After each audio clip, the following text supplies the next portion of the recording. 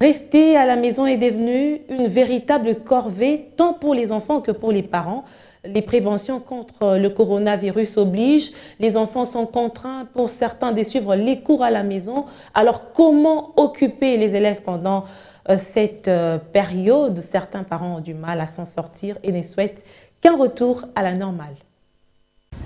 Des jours, des semaines, voire des mois sont passés. 2 mois presque depuis que la décision de fermer les écoles a été prise afin de contenir la propagation de la pandémie de Covid-19. La continuité scolaire peine. Cette image en est une illustration. Les enfants en congé forcé débutent la journée d'abord par des jeux. Ils pensent qu'ils sont en vacances, faute des va-et-vient quotidiens sur le chemin des classes. Salut! Pas d'école ouverte. À la maison, jouer a pris de l'ascendant sur les cours. Jeux des courses ou jouer à la carte, ces images sont suffisantes pour démontrer que l'école manque aux enfants. Malgré tout, il faut réviser, relire certains cours donnés pendant la période scolaire. L'habitude manque aux élèves, les leçons aussi. Chaque matin, ils étaient à l'école. Ils se demandent à quand la réouverture. Ça me fait du mal à cause du Covid-19. Je suis en 6e, je dois faire les TENAFED. Après, j'ai réussi, je passe en première CO. Mais je ne peux pas aller à l'école. Ces filles demandent au président de la République de lever la mesure, malgré qu'elles suivent l'école télévisée pour avoir un niveau. Ça fait combien de temps que tu es à la maison? 1 mois. Ça t'a fait comment le fait de rester à la maison? Ça me fait très mal. Ça t'a fait mal pourquoi? Parce que je ne n'étudie pas à cause du coronavirus. À la maison, parfois j'étudie ou je veux jouer ou parfois je dors.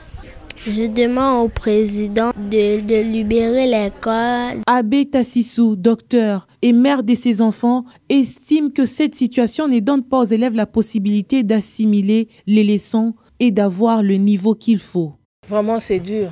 Bon, surtout que je ne suis pas vraiment trop habituée de rester avec les enfants le matin jusqu'au soir. C'est vraiment terrible.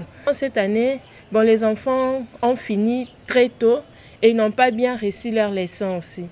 Donc, au lieu de 9 mois de cours, je crois qu'ils ont fait au moins 6 mois de cours. Les leçons étaient bâclées. Il y avait certaines leçons qui n'ont pas pris à l'école. Vraiment, c'était dommage. Dans ses propos, elle souligne ne pas comprendre le montant des frais scolaires dans les écoles privées qui restent les mêmes malgré la période réduite des cours. Maintenant, là, ça nous demande beaucoup d'argent pour la bouffe.